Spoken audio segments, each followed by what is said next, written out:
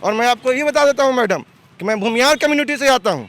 उसके बाद में बोलता हूँ आप भूमिहार हैं। बहुत बड़ी बात कहा आपने कि एक फॉरवर्ड समुदाय के लोग तेजस्वी यादव को सपोर्ट कर रहे हैं। जी 15 साल से बैठ करके कुर्सी पर बैठ करके अपना अय्यासी कर रहे हैं। इनके अय्यासी के किस्से तो पूरे बिहार में मशहूर हैं। तो ये नौवीं फेल जो रटा जा रहा है, तो यहाँ पे बता दीजिए, क्या हमको याद है अमित शाह बोले हैं कि ड्यू से ग्रेजुएट हैं नरेंद्र दामोदर दास मोदी। कहाँ सर्टिफिकेट है भाई? सोचिए कि नौवीं फेल से वो लोग डरे हुए हैं, सहमे हुए हैं, क्योंकि उनका सत्ता इस बार जा रहा है। आरजेडी भारी बहुमत से फुल मेजोरिटी के साथ में गवर्नमेंट बिहार में बनाएगी। किसको दे रहे हो? आरजेडी। क्यों RJD? The reason behind that कि अभी इस डेट में अगर देखा जाए तो यूथ का जो एम्प्लॉयमेंट है वो कहाँ है? अनएम्प्लॉयमेंट पूरे बिहार में है, और अनएम्प्लॉयमेंट पूरे बिहार में है।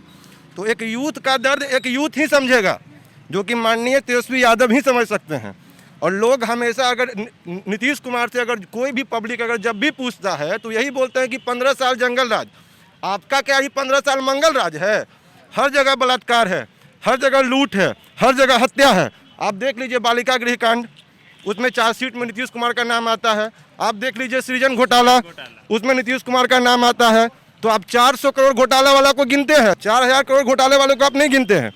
तो इसलिए इस यूथ को एकजुट हो करके तेजस्वी यादव का सपोर्ट करना चाहिए।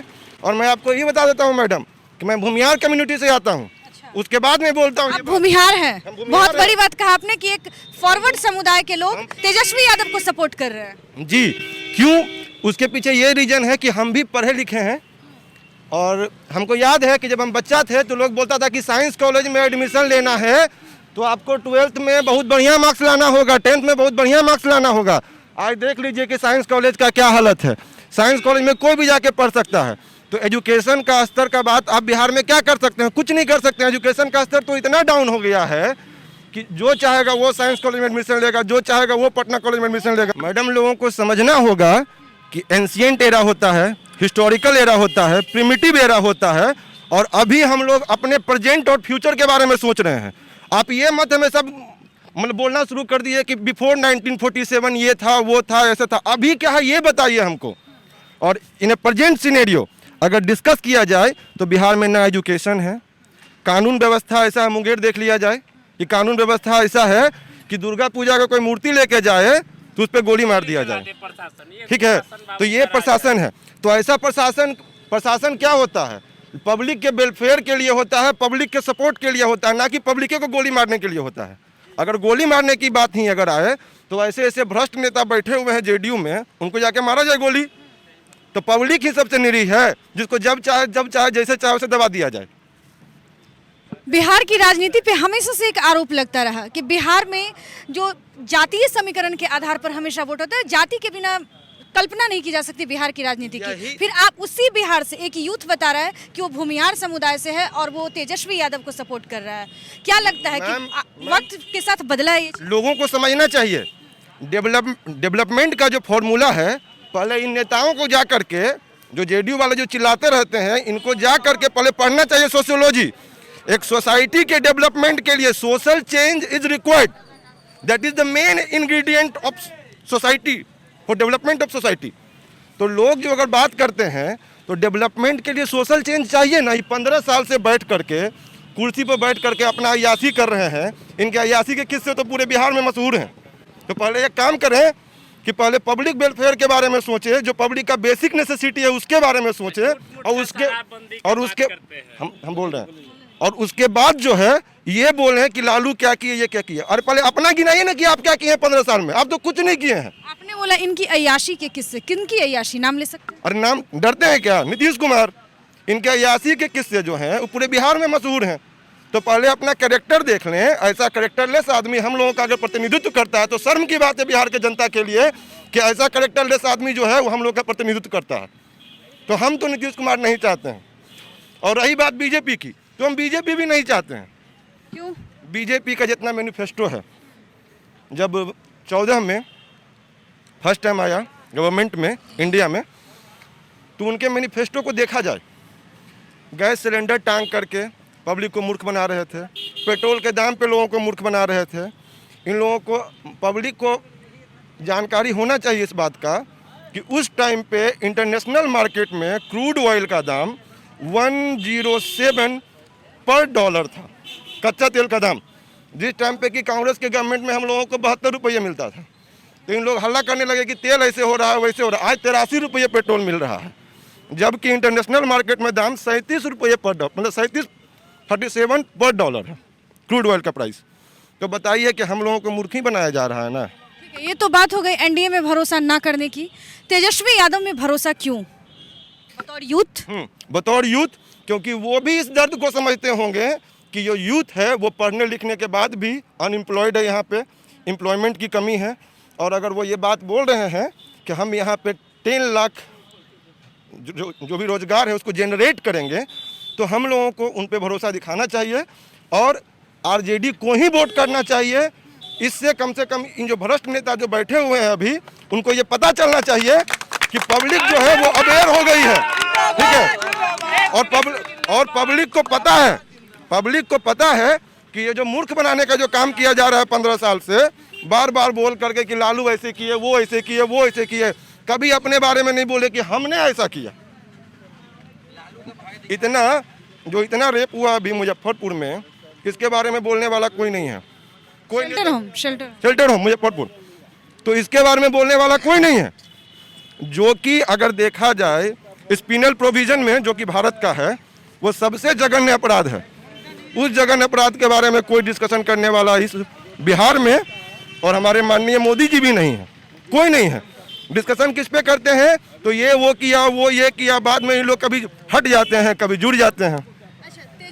तेजस्वी यादव पे विपक्ष हमेशा कटाक्ष कर रही है इवन कि हाँ एक नौमी फेल क्या सरकार चलाएगा, कैसे जनता को संभालेगा। इस पे आप एक पढ़े लिखे हैं, अपना विश्लेषण। तो हम ये चाहते हैं कि क्या नरेंद्र मोदी जी ऑक्सफोर्ड यूनिवर्सिटी से पढ़ के आए हुए हैं? स्मृति ईरानी को एचआरडी दे दिया गया था, क्या सास भी कभी बहू थी में एचआरडी का मंत्रालय दिया जाता है?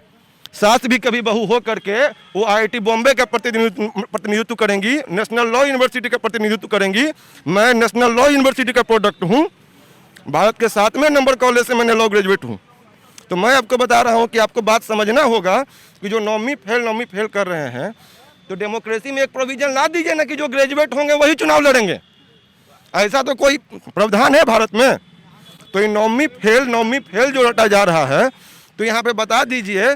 क्या हमको याद है अमित शाह बोले कि ड्यू से ग्रेजुएट हैं नरेंद्र दामोदर दास मोदी। कहाँ सर्टिफिकेट है भाई?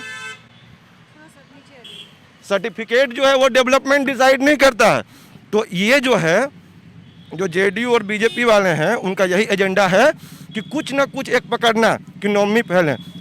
अगर ऐसा ही है तो सामने सामने दोनों डिबेट कर लीजिए। तेजस्वी यादव तो हमेशा बोल रहा है कि सामने सामने हमसे आकर डिबेट कर लीजिए। क्या उनके किसी स्पोक्स पर्सन में ये कैपेबिलिटी नहीं है कि सामने में आकर के नौवीं फेल के सामने में प्रेजेंट हो करके अपने बात को रखने का? नहीं है। सोचिए कि नौवीं फेल से वो लोग डरे हुए हैं, सहमे हुए हैं, क्योंकि उनका सत्ता इस बार जा रहा है। आरजेडी भारी बहुमत से फुल मेजोरिटी के साथ में गवर्नमेंट बिहार में बनाएगी, जिसका हम लोग भी सपोर्ट करते हैं और हम चाहते हैं कि सोशल चेंज हो, आरजेडी आए।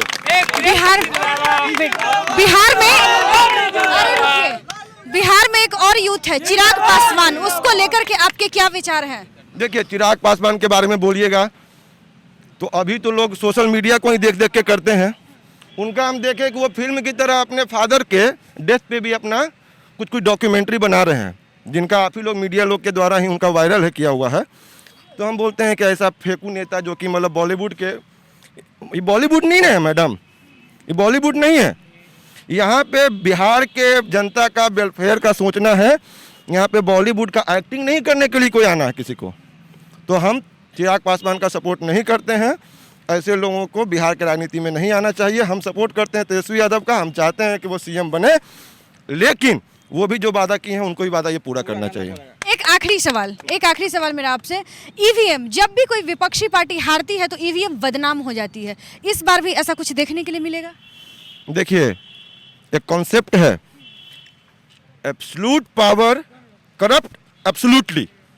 ये अभी एब्सोल्यूट पावर में है, ये सॉवरेनिटी का एक ऐसा एग्जाम्पल सेट कर दिए हैं कि ये कुछ भी कर सकते हैं।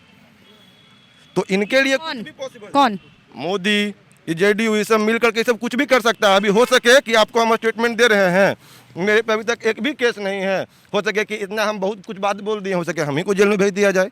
लेकिन बहुत बड़ी बात कह दी है। ये भी हो सकता है।